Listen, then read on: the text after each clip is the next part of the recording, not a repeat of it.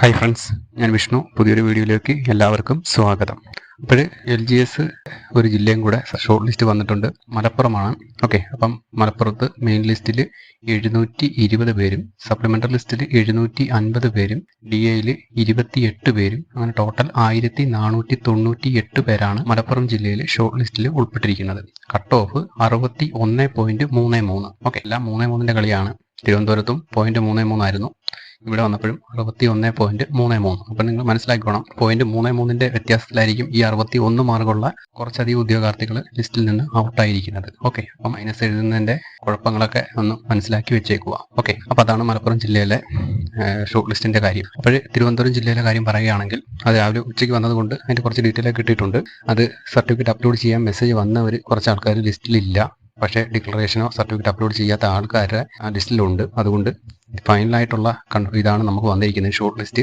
അപ്പോൾ ഷോർട്ട് ലിസ്റ്റിൽ നിങ്ങളുടെ രജിസ്റ്റർ നമ്പർ ഉണ്ടോ എന്ന് ചെക്ക് ചെയ്യുക. സർട്ടിഫിക്കറ്റ് അപ്ലോഡ് ചെയ്യാനുള്ള മെസ്സേജ് വന്നോ ഇല്ലയോ എന്ന് നിങ്ങൾ ആലോചിക്കേണ്ട.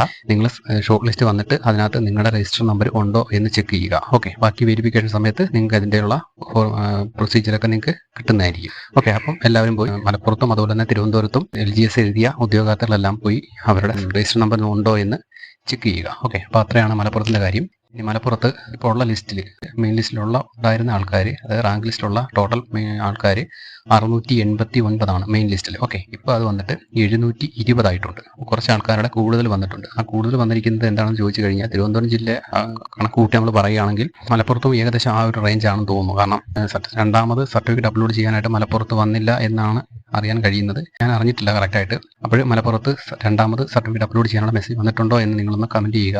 ഓക്കെ, അപ്പം അതുകൊണ്ടായിരിക്കാം മലപ്പുറം പെട്ടെന്ന് തന്നെ ലിസ്റ്റ് വന്നത്. ഓക്കെ, അപ്പോൾ ഇതിനകത്ത് റാങ്ക് ലിസ്റ്റ് വരുമ്പോഴത്തേന് ഡിക്ലറേഷൻ കൊടുക്കാത്തവരോ അല്ലെങ്കിൽ സർട്ടിഫിക്കറ്റ് അപ്ലോഡ് ചെയ്യാത്തവരോ ഒക്കെ ഉണ്ടെങ്കിൽ അവർ ഔട്ടാവും. കുറച്ച് പേരൊക്കെ ഔട്ടാവും. അപ്പോൾ ഒരു 700 പേരൊക്കെ ലിസ്റ്റിലൊക്കെ വരാനുള്ള സാധ്യതയാണ് കാണുന്നത്. അപ്പോൾ നമുക്കൊന്നും പറയാൻ പറ്റില്ല. റാങ്ക് ലിസ്റ്റ് വന്നതിന് ശേഷം മാത്രമേ എത്ര പേര് ഔട്ടായിട്ടുണ്ടെന്ന് നമുക്ക് അറിയാനായിട്ട് കഴിയുകയുള്ളൂ. ഓക്കെ, അപ്പോൾ ഇപ്പം നിലവിലുള്ള ലിസ്റ്റിൻ്റെ സ്ഥിതി കൊണ്ട് നോക്കുമ്പോൾ 607 ടോട്ടൽ അഡ്വൈസ് പോയിരിക്കുന്നത്. OC male 519, OC female 520. Okay, അപ്പോൾ അങ്ങനെയാണ് അഡ്വൈസിൻ്റെ സ്റ്റാറ്റസ്. ഓരോ കാസ്റ്റിൻ്റെയും നിങ്ങൾ ചാർട്ട് നോക്കിയൊന്ന് മനസ്സിലാക്കുക. അതെല്ലാം കൂടെ പറഞ്ഞു കഴിഞ്ഞാൽ വീഡിയോ ഒരുപാട് ലെങ്തായി പോകും, നിങ്ങളുടെ സമയം വേസ്റ്റ് ആവും. അതുകൊണ്ടാണ് അത് പറയാത്തത്. ഓക്കെ, ഏകദേശം ഒരു 20-25 വേക്കൻസിയോളം ഓൾറെഡി നിലവിലുണ്ട്. അൺഡിസ്പ്യൂട്ടഡ് വേക്കൻസിയും അല്ലാത്ത NGD ഫ്രഷോടെ ചേർത്തിട്ട് ഏകദേശം ഒരു 20-25 വേക്കൻസിയോളം നിലവിലുണ്ട്. അപ്പോൾ ഈ 20 വേക്കൻസി കൂട്ടിക്കഴിഞ്ഞാൽ നമ്മൾ 607 ടോട്ടൽ അഡ്വൈസ്. അത് ഏകദേശം ഒരു 20 ചേർക്കുമ്പോഴേ 627 അല്ലെങ്കിൽ ഒരു 630 വേക്കൻസി, 630 ആണ് ടോട്ടൽ അഡ്വൈസ്. അപ്പോൾ ഇനി ലിസ്റ്റ് അവസാനിക്കാൻ 2-3-4 മാസങ്ങളുണ്ട്. അപ്പോൾ അതിനിടയ്ക്ക് വരുന്ന വേക്കൻസിയും ഈ ലിസ്റ്റിലുള്ള ആൾക്കാർക്കായിരിക്കും കിട്ടുന്നത്.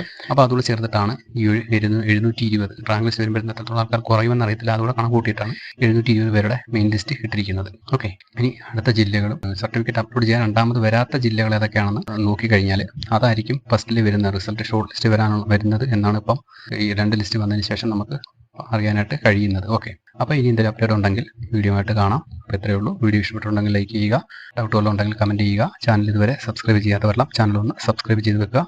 പുതിയൊരു വീഡിയോ ആയിട്ട് ഉടനെ തന്നെ കാണാം. അതുവരെ എല്ലാവർക്കും വളരെയധികം നന്ദി. നമസ്കാരം.